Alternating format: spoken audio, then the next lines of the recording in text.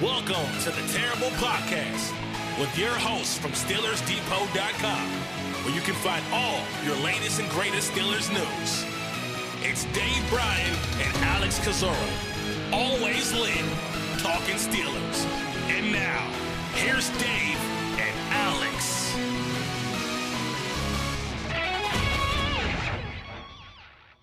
Welcome to the Terrible Podcast, Season 12, Episode 92. He's Josh Carney. I'm Alex Kozora, SteelersDepot.com. Glad to be back with you guys for this Monday show. Dave's still out of town. He'll be back, I believe, later this weekend. So Josh and I are recording today's show, recording this here Sunday afternoon. So just a heads up again, if anything breaks from now until the time you're listening to this, presumably on Monday, that's the reason why it was not addressed in today's show. But Josh, got a great show today. A lot to talk about here since we last spoke the other day, as the Pittsburgh Steelers have made a couple more moves that has really kind of gotten the talk of the NFL.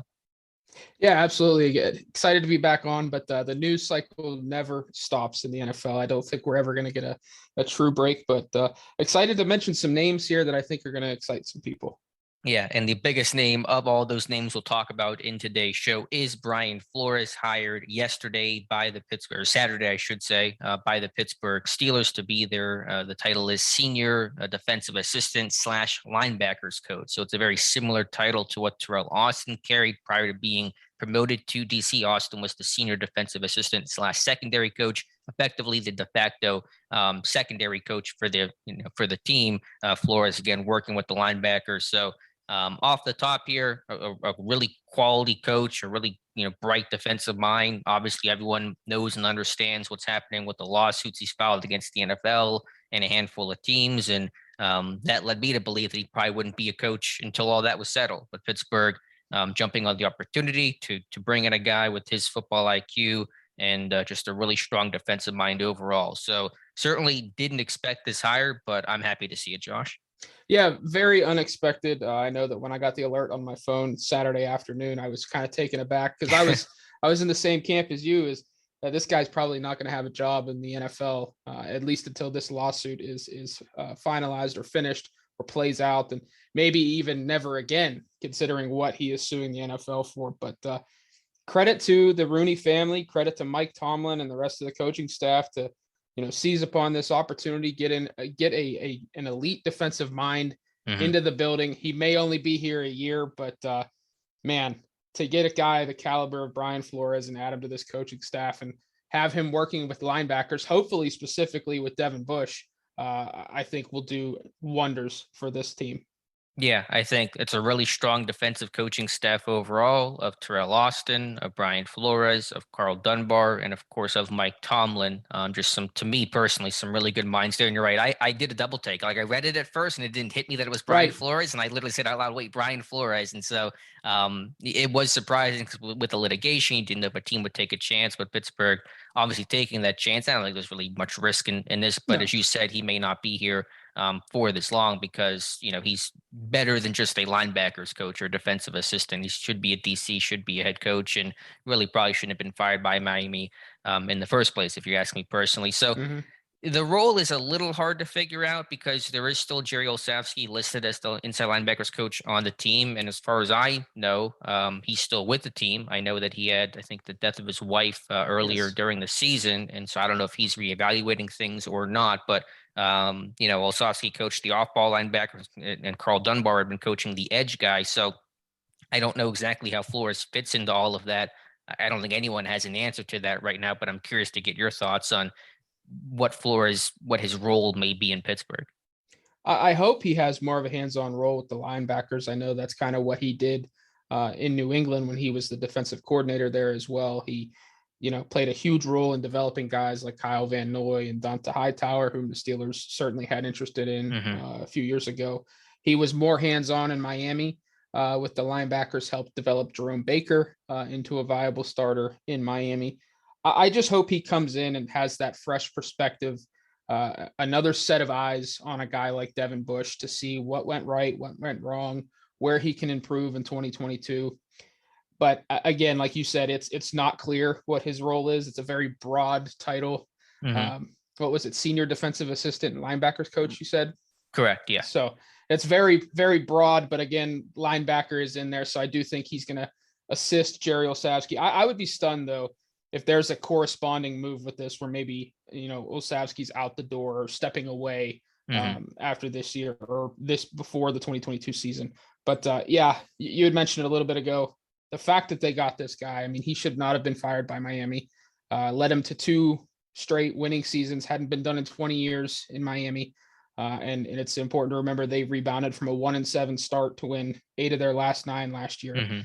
I thought when Keith Butler retired, I was kind of hoping Flores would be a name they might consider for defensive coordinator, but to get him in here as an assistant is massive. And I'm excited to see what he can bring to the table. I'm sure we'll talk about it here in a bit, but just a fantastic defensive mind. And I hope that he has that fresh perspective to kind of help, re-energize this defense a bit.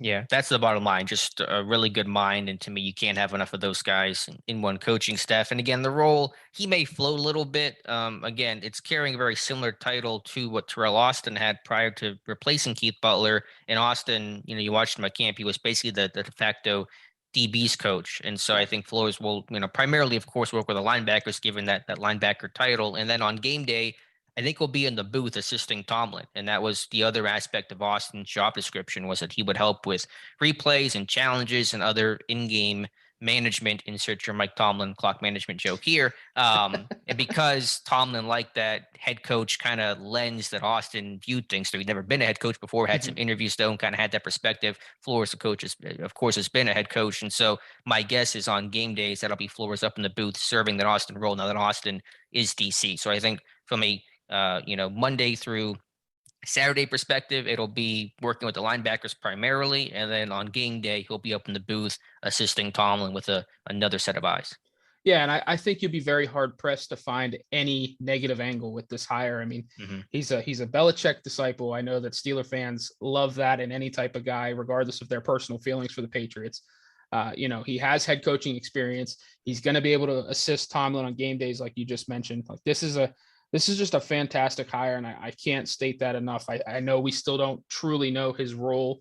It's not out, down to a T at this point, but man, adding a guy that caliber to this coaching staff is just fantastic overall. And like I said earlier, I'm just really excited to see what he can bring to this defense. The only negative pushback I've heard, and I think it's more of it's a small concern, certainly to me, and even to the people that have mentioned it, is that maybe dicey relationship with Minka Fitzpatrick.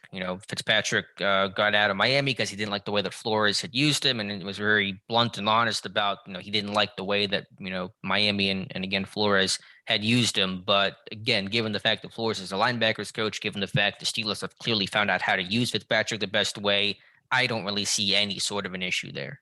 No, neither do I. I know that certainly was floating around on social media yesterday, and I went back and read the article where Minka Fitzpatrick kind of laid out why he was feeling a certain way. And I don't think it's going to impact Minka whatsoever, or how he feels about Pittsburgh or any sort of extension at this point this summer. So yeah, hopefully it's just, water under the bridge at this point between those two. And if they do have to work together or are working in the same room, they can kind of just come together for the betterment of the team. But I don't view it as one where it's like, wow, this is a serious issue. Why did they run this past Minka? Was he involved? Did they get his opinion?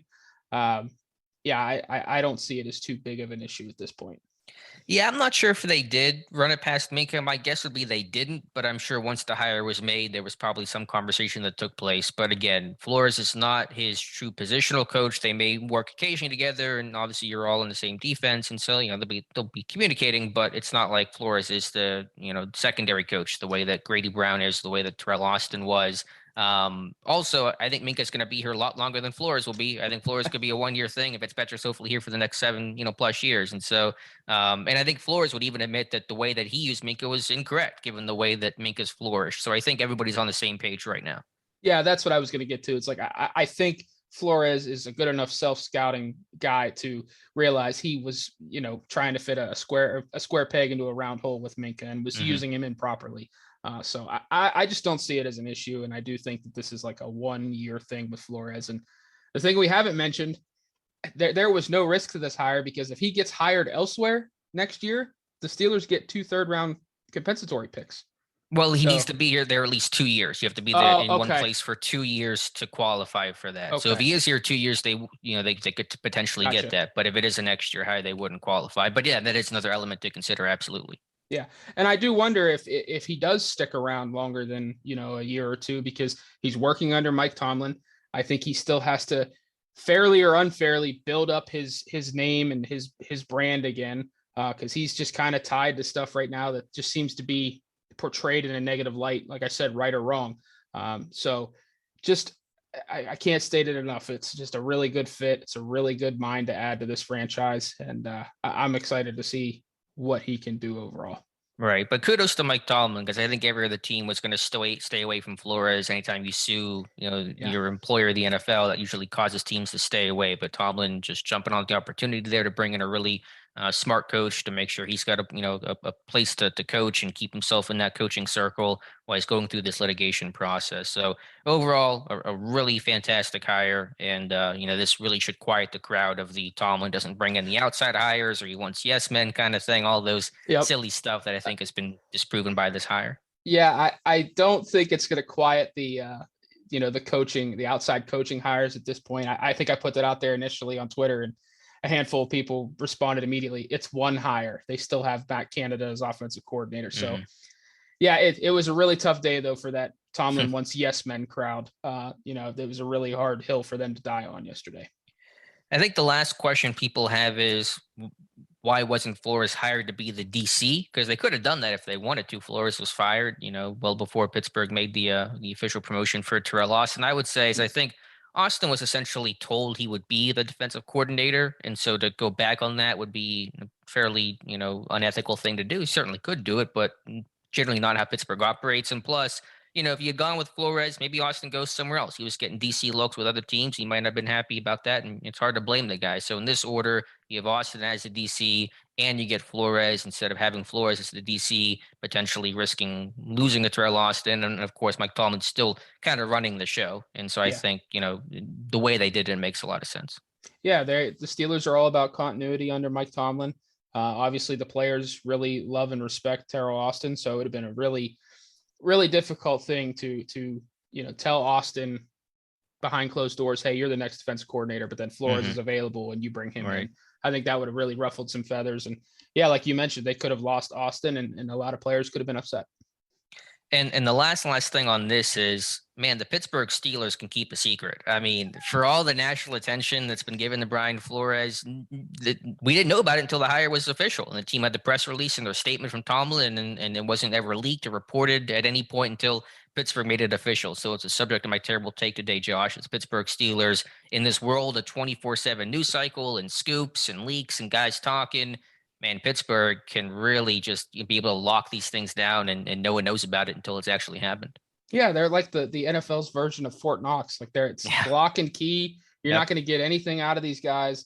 I think to the detriment of guys on our side with the media, sometimes it's a little frustrating. But how about making it a massive hire in this offseason cycle and having it be a Saturday afternoon news dump? That's the Steelers at this point. So yeah, credit to them for keeping it quiet and just going about their business and ironing everything out and then just releasing it. That's the way it should be done, especially from an organization like the Steelers. And I do want to read Mike Tomlin's statement, because I remembered he did have an actual statement in the announcement of the hire. Brian Flores on Saturday he said, quote, "I'm excited about Brian Flores joining our coaching staff, given his history of developing and teaching defensive players during his time in the NFL. Brian's resume speaks for itself, and I look forward to him adding his expertise to help our team." So that's the statement from Mike Tomlin. Again, I don't expect Flores to be in Pittsburgh particularly long. It could just be a one-year thing, maybe 2 at the most. He'll be a DC, might be a head coach again, but he'll be in Pittsburgh this year, and that's, as you said, for the betterment of everybody involved. Yeah, absolutely. All right, Josh, some other Steelers news here. Certainly that is the top story. The Steelers GM search continues. They're now up to 10 candidates total. They've interviewed 2 internal. That's Omar Khan and Brandon Hunt, and 8 external. The team the other day released 4 names that interviewed over the past 2 weeks. 3 of them we had mentioned before. The one new name to add to that list is Dan Morgan. That name should sound familiar to those who watch football in the early mid-2000s, former Carolina Panthers linebacker, really talented linebacker, just had injuries in his career that really kind of shortened, his success. But he's currently the assistant GM of the Carolina Panthers right now. So he's interviewed for the Steelers GM job some point over the last 2.5 weeks. And so, I still believe it'll be an internal hire, but they're up to 8 names externally now. And so anytime, you have that long list of candidates, there's always that chance that someone really impresses and maybe makes you change your mind the way that Mike Tomlin did back in 2007. So Dan Morgan, the latest name to add to the GM list. Yeah, that was quite the throwback name. I think I said that to you in DMs Friday evening. Like there's an old name. Former Panthers, great. He was part of that. I want to say he was part of that 01 Hurricanes defense, or maybe a few years afterwards in college football. But what is it, Alex, with Carolina Panthers personnel or front office executive coaches? Is there anything more to it than that Tepper connection, or? Well, the Steelers and the Panthers have had a close relationship for a long time. They play the last preseason game against each other. And then obviously David Tepper, former minority owner of the Steelers before becoming the main owner of the Carolina Panthers. So there is a relationship there as well. I think it's largely coincidence. I don't know if David Tepper is giving recommendations about Pat Meyer or Frizz. Maybe. I mean, that connection certainly may play a role, but I think it is maybe more coincidence than anything else. It looks like Morgan, he only played, it was the 2000 Miami team that won 11-1. Okay. So it looks like that was his last year with the Hurricanes, and they won in the Sugar Bowl against Florida. But I know Morgan was with, I think, Seattle briefly to start, and then he was in Buffalo, and then went back to Carolina to be in their front office as their assistant GM. So we'll see. I know what I like about this, and I've been critical of the Steelers process about waiting this long and having a new GM post-draft, but I will say if you're going to wait this long, the benefit is you got nothing but time, and you can interview as many people as you want to. You're not competing against any other team, and you can really cast a wide net. And for a team that hasn't had to fill this role for 22 years, I think getting to interview a really wide net of people is a smart thing to do. So while I've been critical of the move overall about making this transition post-draft, post-free agency, I think at the very least, the fact that you're interviewing a lot of people is good use of that time. Yeah, I agree. And like you mentioned, all they have is time. So why not utilize it and cast that wide net? I would not be shocked if they have 3 or 4 more names that they announce that they've hired before they make a final decision on the next GM. But I'm with you, though. I still think it's going to be an internal candidate. But, man, there are some interesting names out there that they've talked to at this point. Yeah, Morocco Brown, Ed Dodds, Morgan's interesting name as well. And again, it could be where they go internal and promote both Omar Khan and Brandon Hunt, the way the Packers did to replace Ted Thompson. So I think all those options are on the table. When are you, again, not that anyone knows, but when are you expecting this team to make an announcement? Do you think it's post-draft? Do you think it's prior to the draft? Something else? I have my thoughts been post-draft. I have a feeling it's post-draft. And that's largely why I think it's going to be, Hunt or Khan or both. But yeah, it stinks kind of being, just kind of left in the dark with this and wondering what's going to happen. Because it would be a really tough sell to go through the draft and potentially, as we talked about last week, trade picks and move up for a quarterback. And then Colbert retires, steps away, whatever he's calling it. And then you hire a guy like Morocco Brown post-draft. Like that would be a really tough sell to be like, okay, we just did a draft for you, probably the most important draft in the last 20 years for the Steelers, or 18 years. Now you got to take over this team that I built. So that's largely why I think it'll be an internal candidate and it'll be after the draft and a quiet promotion. But if you had an outside candidate you think would be the favorite, do you have one at this point? In terms of like who I think they would hire in terms of that favorite, or my personal favorite? I don't know if I have one. It's so hard to really judge some of these guys because you don't know them too well out of the organization. It's even hard for us to some extent to judge Omar Khan and Brandon Hunt because we're not in the inner workings. And it's even 10 times harder to evaluate someone outside. I know Ed Dodds has been really well respected, was interviewed for the Raiders job. I had read some stuff. Dan Hatman of the Scouting Academy does a really good GM breakdown every year, and Dodds was on that list of one of the top GM candidates, and he had quotes from people he talked to that said, he's not afraid to go against the grain, a really strong scout, great with people, but also kind of strong-willed, and will not just go with the flow and what the conventional wisdom or what the crowd thinks. So Dodds has kind of been the name. I mentioned Louis Riddick. I think is a really smart, bright guy, Pittsburgh ties that I said I would be surprised if he didn't get an interview. This was way back when, and he did get the interview. So I know some people have questioned, Riddick. He's been out of the NFL for almost a decade in terms of working for a team, working for the Eagles. But so I would probably say Dodds and Riddick. But again, it's hard to know the qualifications of a John Spytek because I didn't, I barely know who the guy was until they made the announcement that they interviewed him. So I'm probably not super qualified to answer that. I think just where we're at right now, I think it would be one of the two Colts guys for me in Morocco Brown and Ed Dodds, because the Colts are kind of run the same way the Steelers are. You build through the draft, you're fiscally conservative, especially in free agency, and then you try and extend your draft picks when it's time. So I think one of those two would be my favorites at this point. But I know the big name, the big fish is certainly Louis Riddick, and for obvious reasons. What are your thoughts on Riddick? Are you a fan of him?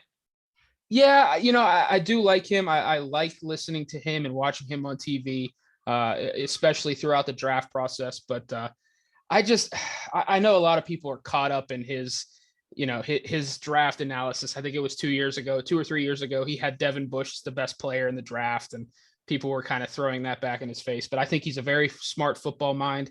He's very level-headed, composed, doesn't seem to have, irrational, emotional takes. So I think he would be very similar as a GM, very calm, cool, collected, measured in his movements.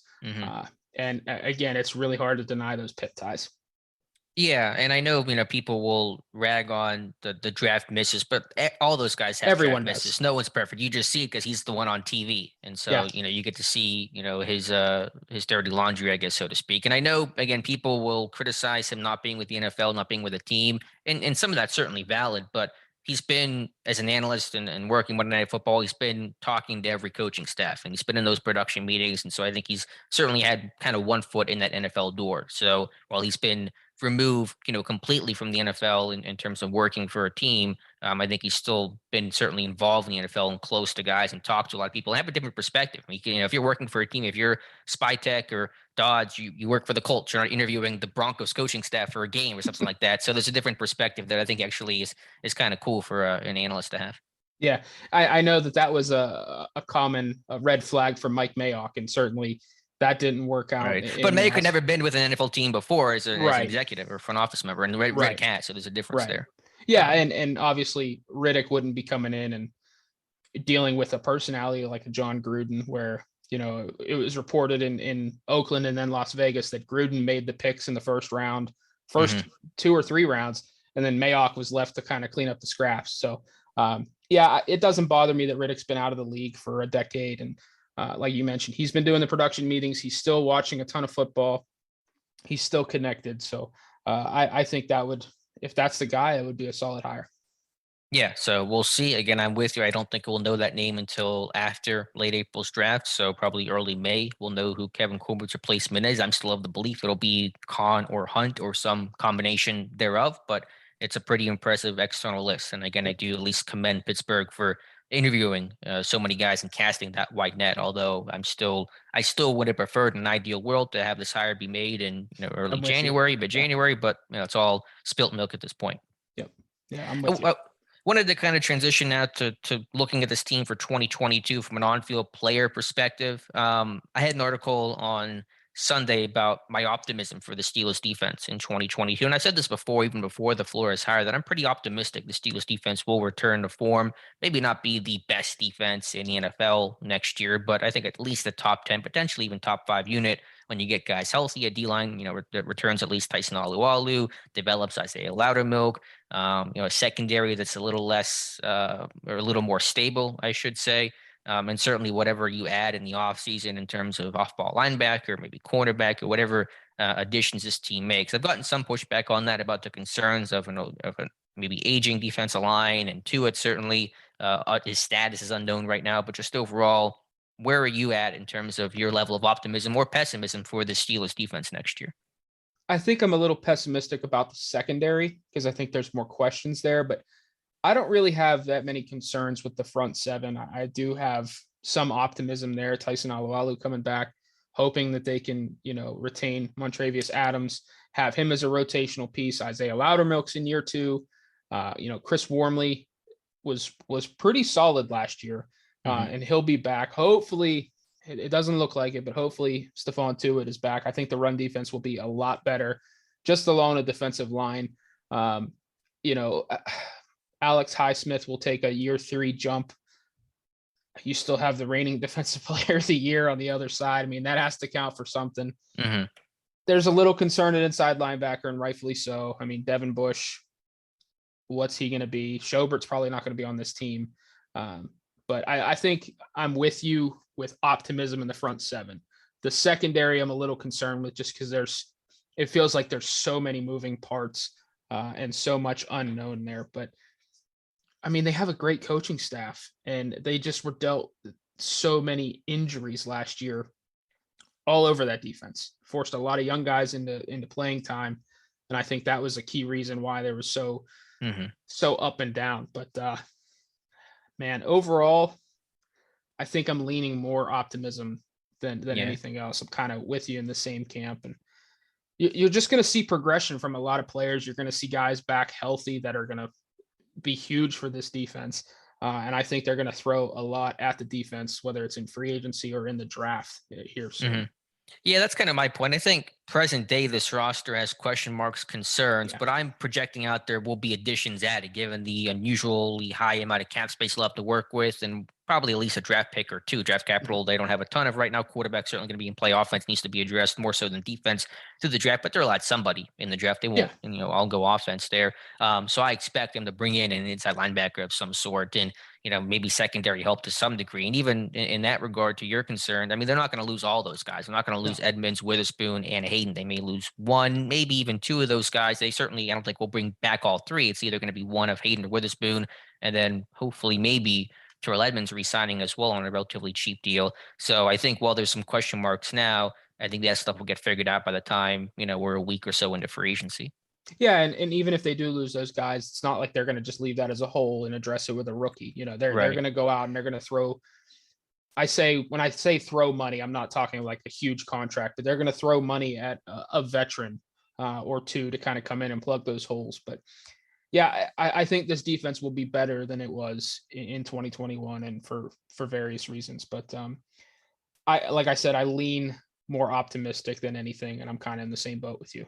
Right. I mean, let's just assume that they keep Witherspoon and Edmonds, and Hayden ends up walking. And Hayden, to some degree, is going to be a loss for his run defense and veteran leadership and that savviness that he plays with. But I'm not going to be too choked up because the guy's, 32, 33 years old. He doesn't run like he used to. So that's tough when you're facing Jamar Chase twice a year. But I just think overall, you're going to have more stability, because this time last offseason you were losing Mike Hilton, you released Steven Nelson, Cam Sutton's getting bumped outside, you're trying to fill the slot role with a rookie in Norwood and Millette, and Minka Fitzpatrick was getting moved around too much the first 2 weeks of the year. I think you'll go into this year just a lot more stable without all the moving pieces. And again, front 7, you're not losing Bud Dupree, you're not without Stephon Tuitt last second, Vince Williams retires, Tyson Alualu gets hurt for the season 5 quarters into the year. Just a lot of pieces that were moving around. And I think, again, you'll just have more stability and more of a known group, hopefully, going into the summer than where you were at this time last year.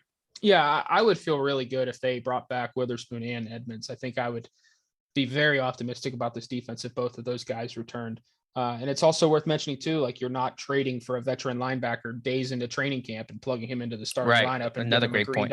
So, and Devin Bush, another year removed from the ACL injury. So there are plenty of reasons to be optimistic. There are certainly some reasons right now today as we talk to be a little pessimistic, as we touched on. But this defense I'm confident saying this defense will be better than it was in 2021. So I'm with you. Yeah, that's my main reason is the stability. And again, I even forgot about Joe Schobert coming in so late in the process and trying to be the guy. Hopefully that won't be required this year. I don't think it will be. There'll be some new additions for sure. There's going to be some rookies and free agents and things like that.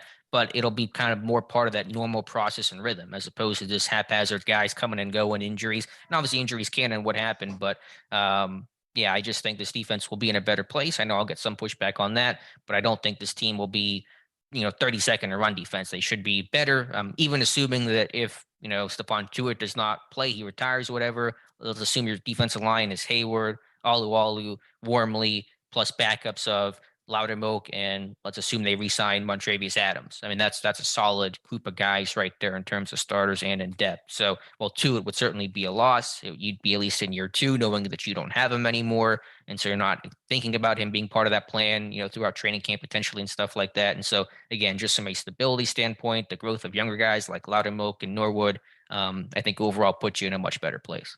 And if you can get Stephon Tuitt back to this defense, sure, yeah.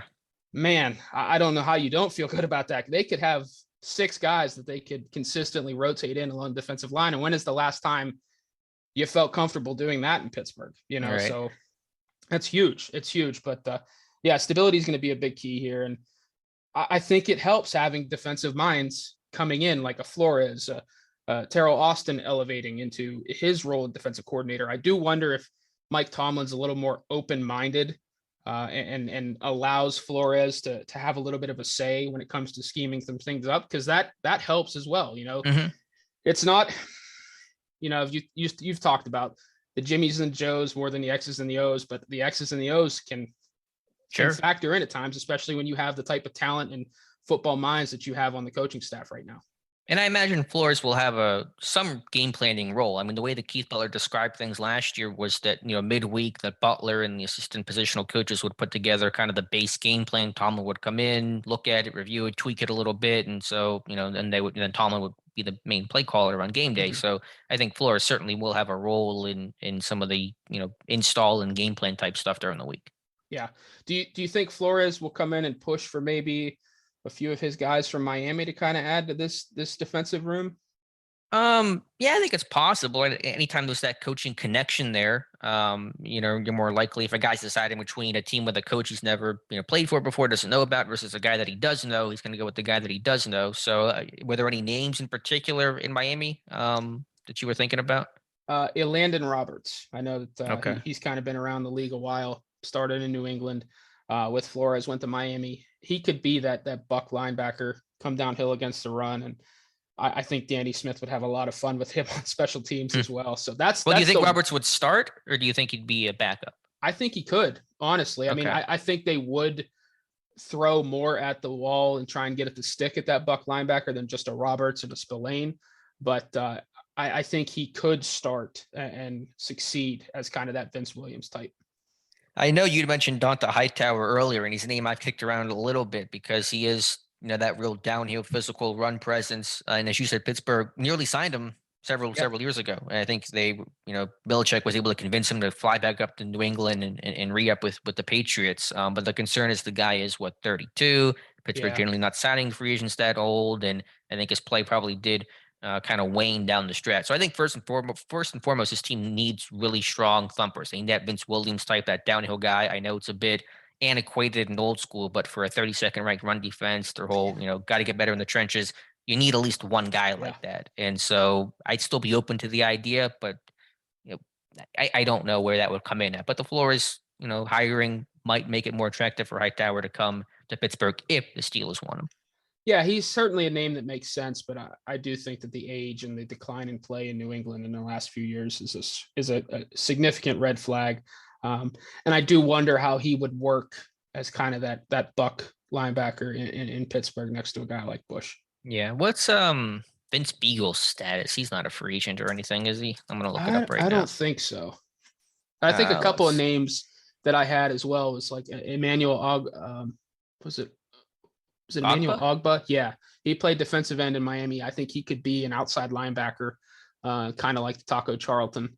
And then Duke Riley was another name that he's kind of bounced around, but he could kind of be that backup inside linebacker special teams guy.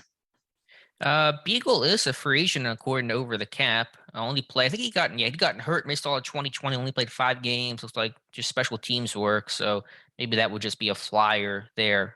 Getting the Wisconsin band. Yeah, I was just gonna say, just get all Milwaukee, Wisconsin, and all those Badgers playing. I mean, I guess Schobert would probably be gone at that point. They might have to trade for Andrew Van Ginkel too. Yeah, he's had a good career. Yeah, yes, so always a Wisconsin linebacker. So, again, I there's some pushback I've gotten in the comments about my optimism for the Steelers defense, and I understand it. I don't think the picture is totally clear right now, but I think my projection is by the time we go in this training camp, this defense will look a whole lot better and certainly more stable than where things sit today, and that's the reason for my optimism. Yeah, I understand. Like you said, I understand why some fans are pushing back on that, but as we sit here today, I'm in the same boat as you. One piece of housekeeping that you had written about on Friday, that officially on Friday, and this is no surprise news, we knew this was coming since last offseason, officially the contracts voided for Ben Roethlisberger, Juju Smith-Schuster, and tight end Eric Ebron. Ebron, by the way, tweeting the other day that he's been medically cleared and his knee is good to go. That'll be probably good to go for some other team other than Pittsburgh. I don't see him coming back to the Steelers, but contracts officially voiding for Ben, Juju, and Ebron, making them free agents once the new league year starts. Yeah, not surprised. I do know that our friend Joel Corey had it as Thursday was when the contracts voided, and it confused some people. He's since corrected that. But yeah, those three contracts voided on Friday, making all three free agents. Obviously, Ben Roethlisberger has retired, but I believe it was carrying nearly $20 million in dead cap into 2022, which was already forecasted for the Steelers. Yeah, I'm going to have to get a lifeline with Dave because I don't want to say anything. Usually I just let him handle this stuff. So there is that money associated there. I don't have the exact numbers, though. Yeah, that's why it was so difficult to write about. It's like, of course, this happens when Dave's on vacation. So I had to bother him for some contract details. But, I mean, I think this is the end for all three, as I've mentioned. But hopefully they get at least Juju Smith-Schuster gets a lucrative deal in free agency. Yeah, and for Ben, obviously he's retired, but he has not, to our knowledge, submitted his retirement paperwork yet, so he still will go through the process of becoming a free agent. Apparently trying a second career with the Penguins and Pirates at this point, making the rounds this weekend. So, but he has not submitted the official paperwork to the NFL. I do wonder if there's something with June 1st at this point. Yeah, I know David outlined that as a possibility. The team certainly would not have to do with more cap flexibility, but it is an option, so we'll just have to wait and see on that. To go back into the hypothetical world, Josh, you had written an article, I believe this was from CBS, and it is some of that offseason speculation. So by no means is this an actual tangible report people should get too worked up about. But Carson Wentz, very unlikely to be a Colt, and that's been reported. It'd be shocking to see if Wentz comes back in Indy next year. So where's his new home going to be? I think it was Cody Benjamin of CBS saying the Steelers could be a potential home for Wentz. So what are your takeaways on his thoughts and your thoughts based off of that? Yeah, it makes sense. I mean, it's a guy that the Steelers are familiar with. I think Cody Benjamin had compared Wentz to a young Roethlisberger, which compare any 6'5", 240-pound quarterback with some athleticism to Roethlisberger at this point. I think Blake Bortles was Ben Roethlisberger. The fit, though, I don't like it. I don't see it. I don't think he would succeed in a Matt Canada offense. He didn't succeed in Frank Reich's offense, and Reich was the one that led him to a MVP runner-up season in 2017. So I would not give up draft capital for that guy, especially taking on his contract. I think obviously 2022 is the only year left that's guaranteed on his deal. But even so, his cap hits something close to like $25 million. The Colts do have a roster bonus that's due to him. I believe it's like $15 million or so on March 18th. Everything I've heard, he's expected to be traded by then or released outright. So he will not be a Colt, but I don't see the fit in Pittsburgh whatsoever. I'd rather roll with a Mason Rudolph and insert veteran free agent quarterback here than trade a draft asset, even if it's a late round pick for a guy like Carson Wentz. I know I've said throughout this offseason, Josh, that like I'm open to any quarterback, but my list of quarterbacks I wouldn't acquire is kind of growing here by the name. Like I don't want to trade for Garoppolo. I don't want to acquire really Wentz under any circumstances. Certainly not a trade. I don't know if the Colts will even be able to move him. Who's going to want to take on the contract? He just got traded from the Eagles to the Colts, and who else is going to pick up the scrap? So I think it's going to be really tough to move him in general. But certainly there's talents and there's highs in this game. There's too much volatility. And for the Steelers offense, I think they're going to revert back to kind of the 04 mentality of play really strong defense overall, create takeaways, create sacks, and run the ball effectively, and have the quarterback kind of manage and don't lose the game.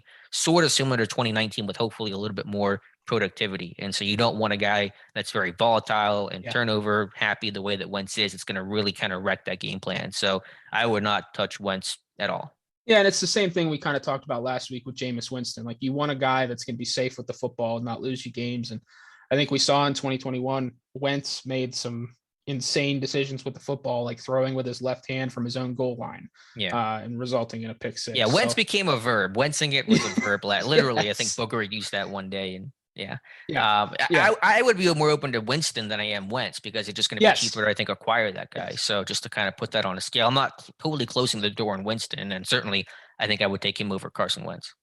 A lot of the talk this last season before Wentz was a Colt was, if anyone can, save him and right the ship, it's Frank Reich. And Reich was unable to, and they're giving up on him after a year. So that's got to tell you a lot. He's damaged goods at this point. And when you are damaged goods at quarterback, it's tough to kind of rebound from that. I wouldn't touch him. I really wouldn't touch him. And I know that seems to be the prevailing thought from a lot of NFL executives and talking heads, to just stay away from Carson Wentz at this point. My list of guys I wouldn't touch is growing as well. And I do think 1 and 1A is Garoppolo and Wentz. Mm-hmm. Yeah, I think you make a great point about Wright, because he knows Wentz as well as anybody. I mean, he was the OC in Philadelphia and took the chance on him in Indy. And if he's giving up on him, then that should really be telling every other team that back off. So yeah, I would not be in play. There's been no actual rumors or speculation that the Steelers are in play for Wentz. Really, no team's been connected to Wentz so far. Just the Colts have this guy, they don't want him. What do you do with him? I don't know the answer. I certainly hope that answer is not Pittsburgh. Yeah, there is that report out there. I believe it was from, it wasn't CBS. I can't remember exactly who made the report, but it was Chris Mortensen. I'm sorry. He did say that the trade market is quote unquote growing for Wentz, but there was no teams directly connected to him. So that could just be coming from the Colts saying, hey, get this out there. We're getting a lot of calls, try and generate some buzz. But I do think Wentz is not going to be a Colt. And I sure hope he's not a Steeler, Alex, because that would be very tough to watch in 2022. Yeah, when I hear that idea the trade market's growing, but with no teams associated in that report or any other report, that sounds like someone's just trying to drum up some sort of interest. It's not gonna work. So I have no idea where Wentz going to be. I don't think it's Indy. I don't think it's Pittsburgh. I don't know where it's going to be, but probably not. Certainly not the Colts. Yeah, I do wonder if he's destined for Tampa Bay. I know that Arians kind of likes him a bit. Arians liked him coming out in his draft class as well. So who knows? But I do want it to not be Pittsburgh. Yeah. Any other thoughts here, Josh? Any other news or reports? Anything else you have going on you want to talk about here? No. Just kind of diving into the draft cycle further and further at this point, looking at a lot of players that could be fits. I know that it seems to be in vogue right now to say every player some way or another could be a fit in Pittsburgh. I'm seeing a lot of that within the draft community. But I think we're just continuing to dive into guys and understand them more, and rolling along towards free agency. Free agency is going to be here in 2 weeks at this point? I don't know the exact date, mid-March. So 2.5, 3 weeks, somewhere around there. Let's do this one last thing. And again, we're recording this here Sunday afternoon. So I've only put the names in place. I haven't written the article up yet. My first mock draft is dropping today on Monday on Steelers Depot version 1.0. And so I just want to go through briefly some of the names, and I have to kind of do some more research. And I just literally have the list of names. I'm looking at the article right now, but 20th overall, I have the Pittsburgh Steelers taking offensive guard Kenyon Green from Texas A&M. So I don't have a quarterback in this mock draft. I wanted to do one assuming that there is no quarterback. Certainly they could take a quarterback. They're going to be in play. They're going to be in the market. They're going to look probably aggressively for it. But I wanted to do an exercise that did not have a quarterback because every other mock draft has a quarterback in it. So I want Kenyon Green to be that focus on the offensive line, potential plug and play guard, probably keeps Green at center, which Honestly, I think I would prefer, if you're going to play him anywhere, I'd still probably prefer Green at center than the guard right now. But regardless, Green, the other Green, Kenyon Green, being an athletic, physical mauler, that probably needs a little more refinement in his game, but it's going to be a day one starter. Is he a left or right guard? I have to check the report that I think Jonathan had done on his background and bio, but let me double check that here in Vamp for a second. But overall, just to the idea of improving that offensive line, where you at on the thought, Josh? I think aside from quarterback, it has to be your top priority. I mean, we've seen teams, I know we're coming off a Super Bowl where neither team had good offensive lines, but the last decade or so, games are won and lost in the trenches on both sides of the football. And I would love to reinvest heavily in the offensive line, rebuild that run game, give Najee Harris some help, make him not have to create everything on his own, and have a line in place to then go find your franchise quarterback. So I am thrilled with that pick in your first mock. He's coming into the 2021 season. I think he was graded as the number 1 or number 2 guard or interior alignment in all of football. So to get that guy at 20 would be massive, and get him back with Dan Moore would be really fun to see. Okay. That's a good point. Yeah, I went with Green over Linderbaum because they're like the size and length and overall profile better. I mean, Linderbaum, center guard, so it's not completely, one-to-one apples to apples. To answer your question, reading Jonathan's report here, 2020, I started all 10 games at left guard, but then in 2021, he had 7 at left guard, 2 at right guard, 2 at right tackle, and 1 at left tackle. So really displayed that versatility there. So he's got, experience kind of playing up and down the line. And obviously with Kevin Dotson, you can move him to right guard, his natural spot where he played Louisiana, and keep a left guard if you want him to. So I think there's flexibility there for that offensive line. Do we have measurables on Green at this point, or is that going to have to wait till the combine? Yeah, nothing on Green. He's listed 6'4", 325. I don't have anything beyond that, so I'll have to wait for the combine to get, because he did not play in any of the All-Star games as an underclassman, a junior coming out. So they like those. They usually like juniors as well, the underclassmen, to Power develop 5. a little bit. Yeah, Power 5, starting experience, SEC. So it kind of checks those baseline boxes for a round 1 pick for Pittsburgh.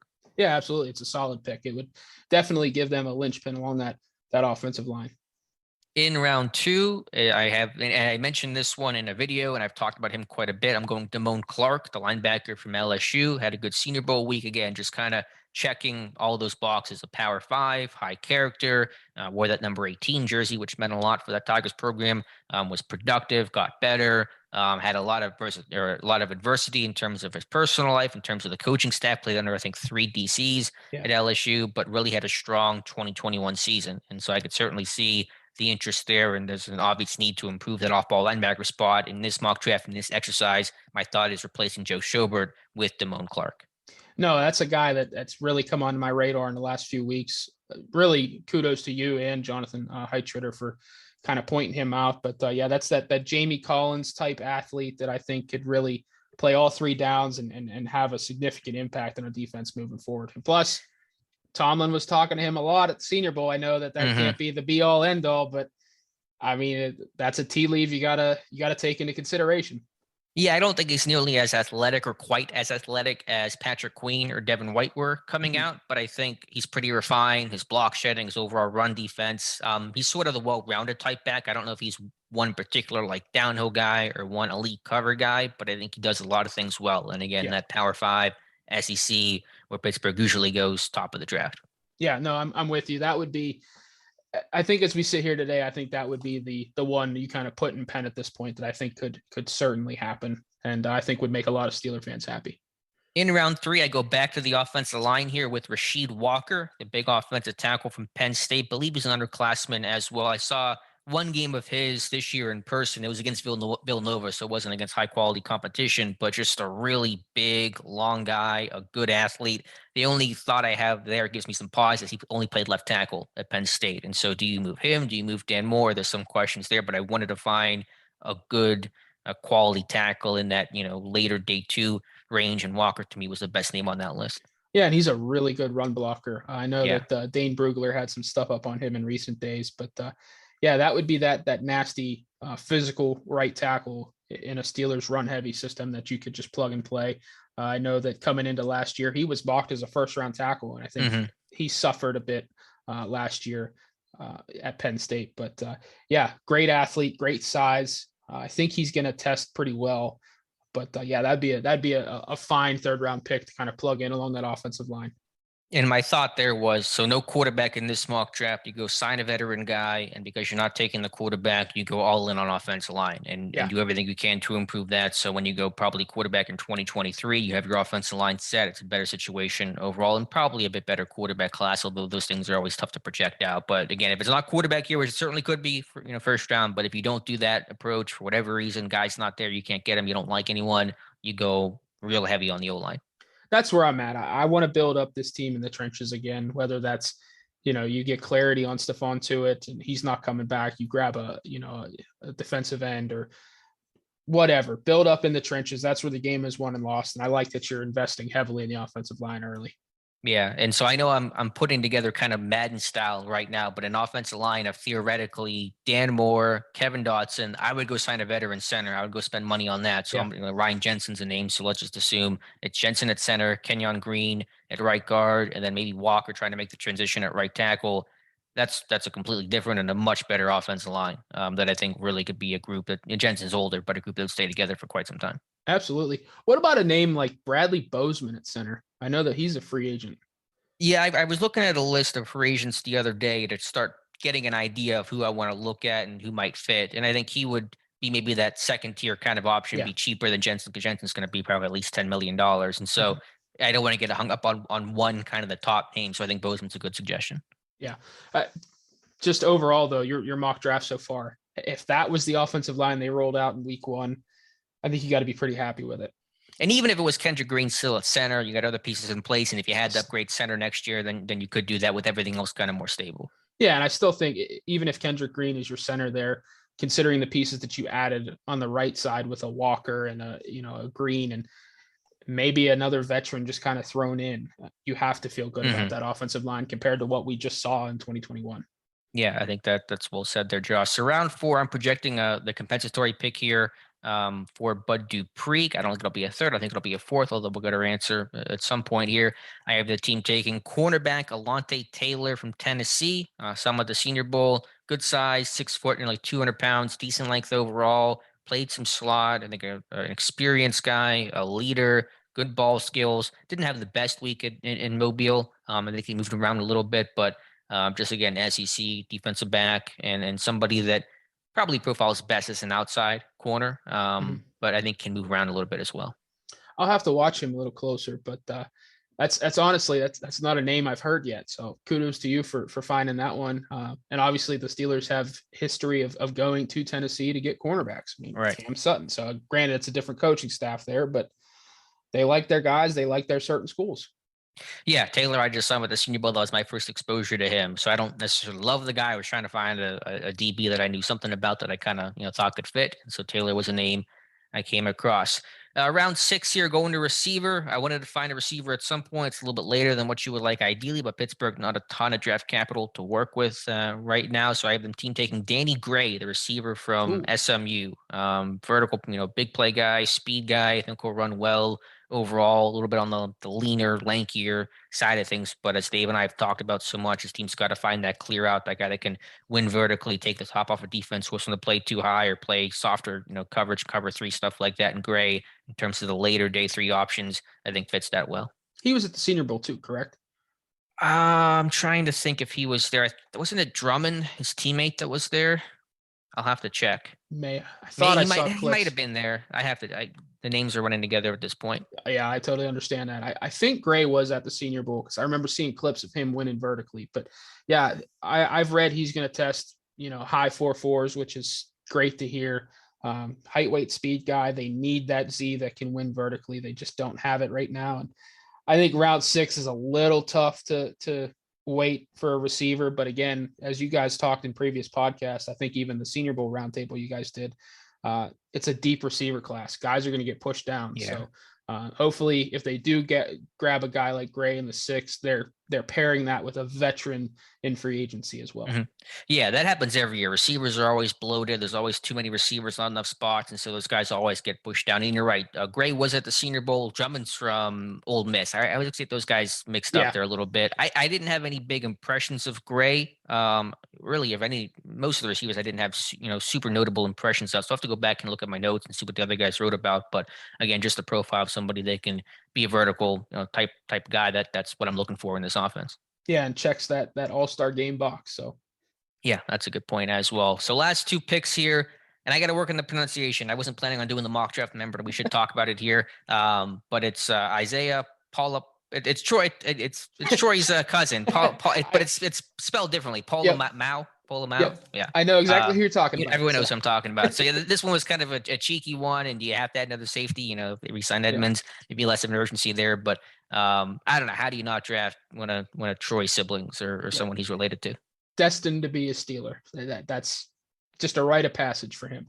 Yeah, so I thought that one kind of made sense. And then finally, round 7, a dart throw. And I've mentioned the need to probably take a running back late in the draft to give yourself some sort of potential plan B option. Not that this would be like the say-all end-all, but I'm going running back here with Letty Brown, running back from West Virginia. I'm just trying to find a back with size that had some measure of productivity. Pittsburgh likes size. They like guys that have, who are kind of the guy in their team, or at least, carry the ball, for 200 or so carries. And so Letty Brown was kind of one of those few day 3 guys that seemed to hit those marks. I saw him at the Shrine Bowl, physical runner. He's well built too. Like, he can be a power back, but he's got speed, really productive at West Virginia. He can catch the football out of the backfield. That's a name that I hadn't really dawned on me as a day 3 option, but nice find there. And again, he was in front of guys like Chidi Iwuma and Mark Bruner at the Shrine Bowl. Well, so, you mentioned Chidi. That's the way to my heart to get me to, just had the birthday the other day, I think. So happy birthday to Chidi. But Brown, he caught like 30 plus receptions his last 2 years at West Virginia. So somebody that has kind of done it all. And I think, carried the ball for, 150, 200 times his last 2 years, 1,000-yard seasons each of his last 2 years at WVU. So were you overall impressed because you got eyes on him in Vegas? He wasn't the best back there, that's for sure, but quietly he put together a really strong week.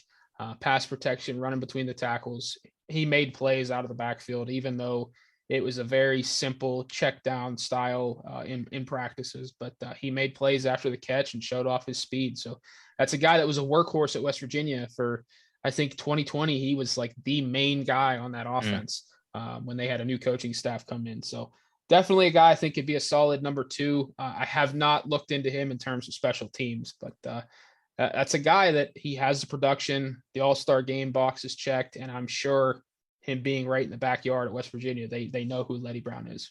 Yeah, I imagine his special teams resume isn't extensive, maybe his first couple of years at West Virginia, but a lot of those running backs didn't do it in college because they were the guys. They were the runners in college. And so Benny Snell was SEC, one of the best careers the SEC's ever had. He had to come and cut his teeth on special teams. So it's kind of more of a work in progress for most of those guys, given some exception of some backup or obviously some guy that's a return guy. I don't think Brown would fit that. Maybe in Pittsburgh he would because they just like big return men. But I just wanted to find a running back there that kind of hit those baseline boxes. And that's the name I came across. Yeah, that's a fun one. I'll have to look closer at him. I do think he returned kicks. Did he? Early in his career at West Virginia. Okay. I want to say that he did. So, certainly a name to write down as a day 3 option, especially if they don't address it late on day 2. Yeah. And so, this mock will change. This is the first one. So it's the one that I'm just kind of just trying to get some sort of baseline level of, and for agency and everything else that's going to happen here over the next, several months is going to change things. I'm not sure if the rounds are perfect about maybe Letty Brown's a bit earlier guy. Maybe Taylor's, Gray might be an earlier guy. Some people will argue. So I'm just trying to get my first feel into it as well. And again, I haven't even written the article, so I'm less even equipped to talk about it than where I would be, once the article gets posted for Monday. Yeah. Some good names on there though.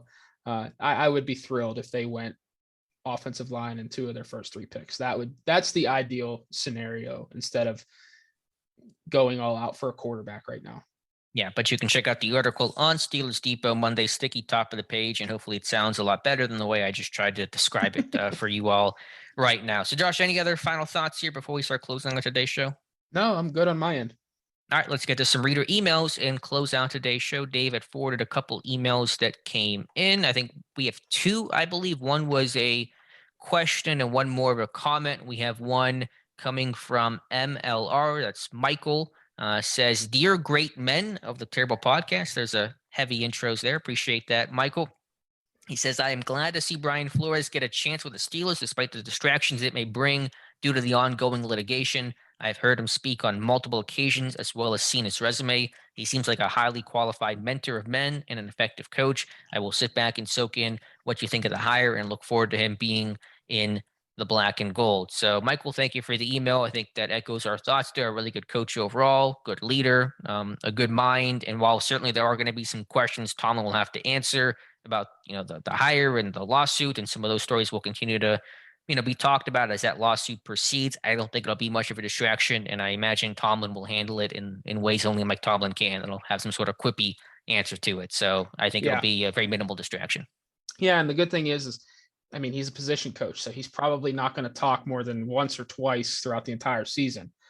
So from a distraction standpoint that way, like, the media just won't be able to get to him at this point in Pittsburgh. So that will be nice, but I'm sure Tomlin will have a number of questions about it whenever he speaks next. I'm sure Kevin Colbert or Art Rooney will have questions thrown his way about it. But I don't think it's going to be a distraction overall.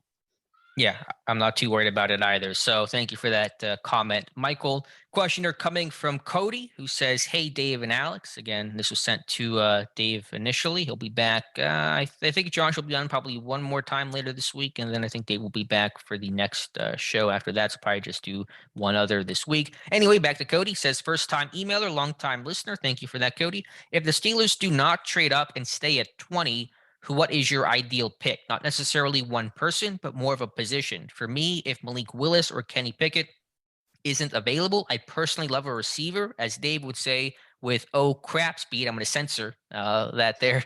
So I'm all in on Jameson Williams. Thoughts? As always, thanks for the great coverage, and I look forward to more draft content. P.S. Alex, please watch tape on Malcolm Rodriguez so I can stop asking on your mailbag. Yeah, he's asked me a couple times. That's the, I think, Oklahoma State linebacker. Yes. Do you know anything about him? Right. Quarterback turned linebacker, 3 straight years of over 100 tackles. Really good athlete. Have you watched him at all, though? I watch a lot of Oklahoma State live, so I'm very familiar with him, but I haven't done a tape study on him overall. But just a leader in that Oklahoma State defense. It makes a lot of plays sideline to sideline. So I promise I'll watch him. We'll do a report on him at some point, Cody. I promise. To the question, though, about what position would you address if the Steelers do not trade up? And I'm assuming he's kind of saying, like, let's assume quarterback's not in play here for whatever reason. What area would you look towards next, Josh? It's got to be offensive line. Yep. I think it's got to. I think ideally it would be in the interior. I want an impactful guard. I know that's going to raise some eyebrows for people because everyone thinks, a great offensive line starts at left tackle, but I want an impactful guard first and foremost. And Kenyon Green makes a ton of sense. That would be as impactful as it gets, I think, in the first round. But interior offensive line, whether that's Linderbaum, although I'm not super high on him, interior offensive line for me would be the way to go there. Yeah, I would just say even just more broadly, just O-line in general, whether that's the best tackle, the best guard, best center, it all needs addressed. Really, that center to right guard to right tackle, I think, has to be addressed. And we'll see what happens with Turner and a core for and what the future of Kendrick Green holds in Pittsburgh. I think they're going to still have some hope in trying to make it work with him, but certainly at least right guard, right tackle. Tackles, baseline level are more valuable than guards, but this team has drafted, David DeCastro and reaped the benefits of that. Same with Marquise Pouncey. So they've actually drafted higher, I think, interior guys than they have the tackles. Yes. I think Dave and I talked about the last time they took a tackle in the first round with Jermaine Stevens in like 96. So Colbert's never done it. Doesn't mean he can't, doesn't mean he won't, but just kind of shows how this team's been built overall, and no one knows the value of a great center or guard the way that Pittsburgh does. So just best offensive lineman available, improving that run game. That's got to be paramount. We've talked about it so much, have to stop talking about it, have to start fixing it, and that has to get better. Yeah, I think we're trending in the direction of Steelers haven't drafted a cornerback in how many years in the first round, Hopefully that doesn't turn out the way it did with Artie Burns. But you got to invest up front, whether it's, a significant contract in free agency or a significant draft pick. And that would be the direction I'd go if it's not quarterback at 20. Like if they sit at 20 and a guy like Willis or Pickett or Corral is on the board, or even I won't say Sam Howell because I think he will be on the board, but one of those top 3, if they fall to 20, it's hard to pass on them, especially if you don't have to trade future capital for it. But in a perfect world, perfect scenario, I'm investing heavily in the offensive line. Right. And I get Cody's point totally. I get your point about getting the receiver with the vertical speed. Josh and I just talked about that with Danny Gray, so we're not denying that in the least. These teams, the most successful, the Super Bowl bound teams Pittsburgh has always had the vertical guy, Nate Washington, Frank Lewis. I mean, guys like that, they've always had somebody that had that, true beep kind of speed. And so there's no denying this team needs an infusion. It's an offense that's kind of slow in general. Like Deontay's quick. He doesn't have the great. I mean, he's plays faster than he time, but he's still not obviously like a burner. Claypool doesn't play to his time. Najee's not a particularly fast guy. Freiermuth's not a particularly fast guy. Like it's generally speaking, probably one of the slower offenses in football. And so adding that infusion of speed would be certainly nice to have. Yeah, the concern though, Cody, with Jameson Williams is he tore his ACL in early January. I think just had surgery, probably would not be ready for the start of the season, certainly would not be ready for training camp and kind of the installation of the offense there. So great player, but I don't think he'd pay off right away like Cody might be expecting. Yeah, that's a good point. Though I do think those guys that have gotten hurt, their draft stocks generally haven't been damaged by that. But I understand the availability standpoint would certainly be a concern and put you behind the 8 ball even more than you already would be as a rookie. Yeah, I think someone will take Jameson Williams in the first round, probably in that 20 to 25 range. I've seen him mocked in New England a ton. But again, I don't think he'll be available until probably mid-October at that point. So I don't think the Steelers are in a position to invest at that position and not have that guy hit the ground running. Yeah, he could be a pup guy that spends the first 6 weeks of the year on active pup. Yeah. Or reserve pup. I forget. I wish Dave was here. I always forget some of the rules. Active, reserve pup. But I think it's active to start camp, and then you go to reserve pup, miss the first 6 weeks. I believe is how all that works. But yes, that is what that is. So regardless. All right, Josh, wrap up today's show. Again, I think we'll come back for a Friday show. I believe we'll do kind of the one other this week to do the 2 this week. And then I think Dave will be back for whatever show we do next, probably on Monday. So appreciate your time, Josh. Great talking with you. And thanks for being on again. Absolutely. Thank you. All right. I'm going to work on the outro. Hopefully it's better this time. I have notes. We'll see. I know that I haven't even listened back. I was too scared to listen back to the last outro. So you can follow Josh on Twitter by Josh Carney. Be sure to follow Dave on Twitter Steelers Depot. Follow me on Twitter @Alex_Kozora. Be sure to send your emails to the show we're messing this up here. The Terrible Podcast @gmail.com. That's the email send it to the Terrible Podcast @gmail.com. You think I would be less anxious about this stuff, but anytime I do something new, I just get super bad anxiety. So I understand. Be sure to sign up for the ad-free version of the site, $25 a year. I promise you it is well worth it for the ad-free version. It's very inexpensive for an entire year, and I promise you will not be disappointed by that. And as always, thanks for tuning in to the Terrible Podcast with Josh and Alex. We'll talk to you soon.